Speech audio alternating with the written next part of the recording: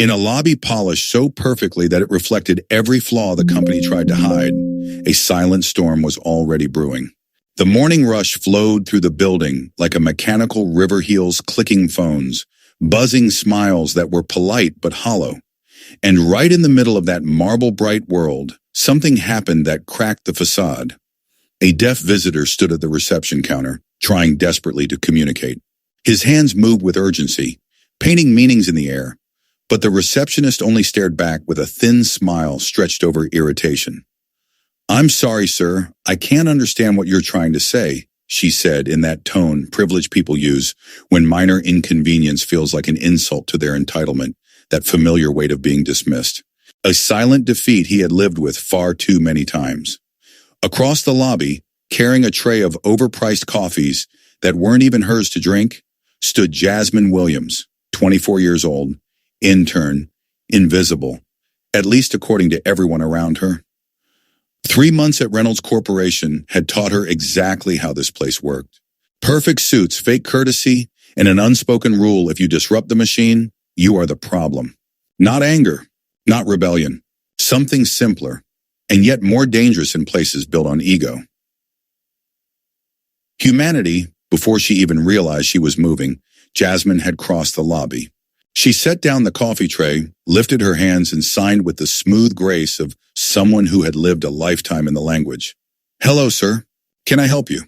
His face lit up instantly, as if someone had finally switched the lights back on in a room he'd been trapped in for years. "Thank you," he signed. "I thought no one here would understand me." And just like that, the entire lobby froze. Conversations halted mid-sentence. Even footsteps slowed. A black intern, signing fluently in a place where people barely bothered to look at her. This was not part of their polished routine. And watching from the executive elevator was Lawrence Reynolds, the CEO. He hadn't planned to witness anything today, but now his sharp gray eyes tracked Jasmine's every gesture with an intensity usually reserved for billion-dollar deals. Across the lobby, however, someone else noticed something else entirely. Victoria Sterling, supervisor, self-appointed queen, and one of those fragile people who hated anyone showing real talent, because it reminded her how little she had. Jasmine's kindness wasn't touching to her, it was threatening. Victoria's eyes narrowed, calculating exactly how to turn this moment of compassion into a public execution. And she struck. "Let me remind you," she said sharply, "that interns do not interpret for clients.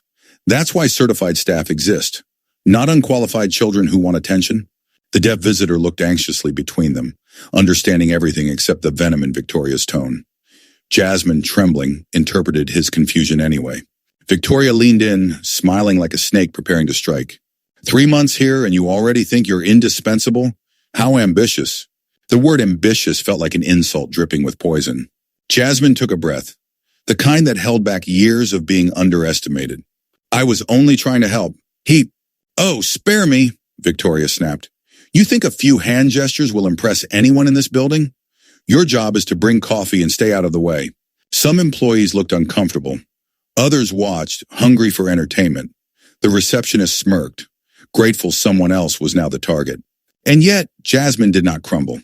A soft strength rose in her eyes, a strength Victoria had mistaken for weakness. The deaf visitor gently touched Jasmine's arm and signed, "You were kind. Thank you." "Enough," she hissed. "Go back to your duties. Leave important work to people who actually understand it." And then a voice cut through the tension like a blade. "Actually, I believe she understands it better than anyone." Everyone turned. Lawrence Reynolds was walking toward them, and nothing, absolutely nothing, would ever be the same again. I could tell the moment he looked at me that he wasn't interested in my excuses. And honestly, who could blame him? To him, I was just another poor kid trying to get out of paying for something I couldn't afford. He didn't see the promise the officer made me before. He didn't see the hope I carried in my pocket. All he saw was a kid holding a box of sneakers he hadn't paid for. Lee told me to stay where I was. Then he walked away to call the officer. I kept hoping, begging inside that the officer would explain everything. Because without shoes, I couldn't perform the way I wanted. And if I couldn't perform, I'd stay stuck in the same cycle everyone around me was trapped in. That scholarship meant escape. It meant a future. It meant choosing my own life instead of inheriting one I never asked for. But instead of help, the officer came back with a face that made my stomach drop. He didn't even bother hiding it. He looked at me like I was something stuck to the bottom of his boot. He said he didn't remember making any promises, said kids like me always misunderstood things. And he said if he let me walk out with those shoes, he'd put his own job at risk. That one sentence hit me harder than any punch I'd ever taken. I'm not risking my job for you. The manager folded his arms, nodding along, and suddenly I felt smaller than ever. The shame was instant and hot. I apologized again, even though none of this was my fault. That's what desperation does. You start apologizing for trying. The officer grabbed the shoes from my hands, dropped them back onto the counter, and told me I should learn responsibility. I remember staring at the sneakers, just a simple pair of worn-looking size 11s, and wondering why something so small felt like the difference between being someone and being no one. I walked out of the store empty-handed. The cold air outside hit me like a slap, and for a second I just stood there. I pretended to stretch so people wouldn't see my eyes shining. People judge tears differently depending on who they're falling from, but the universe wasn't done with me. As I turned toward the exit, I bumped into someone. Hard. I mumbled sorry and stepped aside. I didn't want any trouble, but the guy didn't move. Instead, he looked down at me with this weird expression, like he was trying to see something behind my eyes. He asked me why I looked upset, and I shook my head, telling him it was nothing. But he didn't buy it. Or maybe he saw a kid trying to keep his world from falling apart. He asked if it was about the sneakers. My chest tightened instantly. For a moment, I wondered if he'd heard everything inside the store, but he just kept studying me, his face unreadable. He wasn't dressed like a normal shopper. His jacket was well cut, the kind rich people wear without even realizing how expensive they look. He introduced himself, Mark, and asked me which brand I wanted for my tournament. That question alone threw me off. Most people didn't even know what a youth basketball tournament required, and they didn't care. I didn't expect anything from him, so I gave a small laugh and said, "Doesn't matter. I'm not getting them." But Mark shook his head and told me to follow him. I didn't know whether to be scared or hopeful. My instincts told me people didn't do things for free, that there was always a catch. Steady. And steady was rare for me.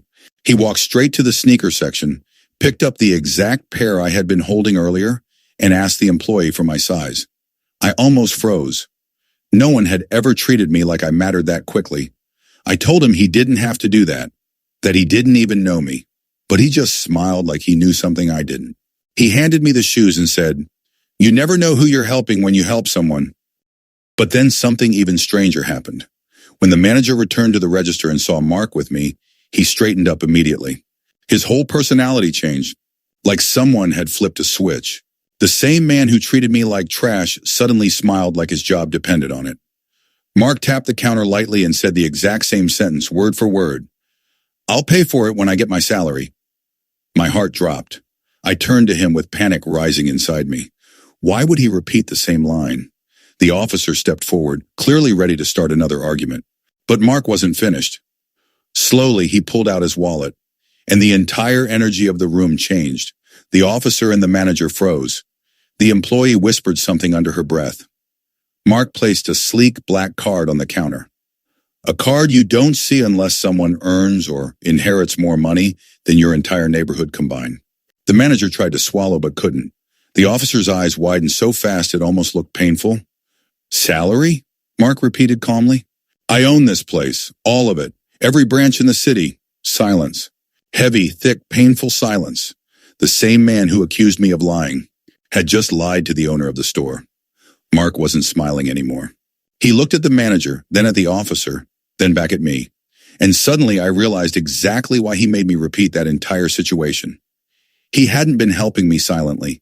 He had been testing his own staff, and they failed. Hard. The manager began stuttering excuses. The officer stepped back like the floor had turned into fire. I just stood there holding the shoebox, completely confused, completely stunned. With every question, the man shrank smaller and smaller behind the counter. And for the first time in my life, I watched someone stand up for me with power, real power, the kind that makes people listen, the kind that forces the world to treat you the way you deserve. The shoes were scanned. paid for, bagged, but Mark still wasn't done.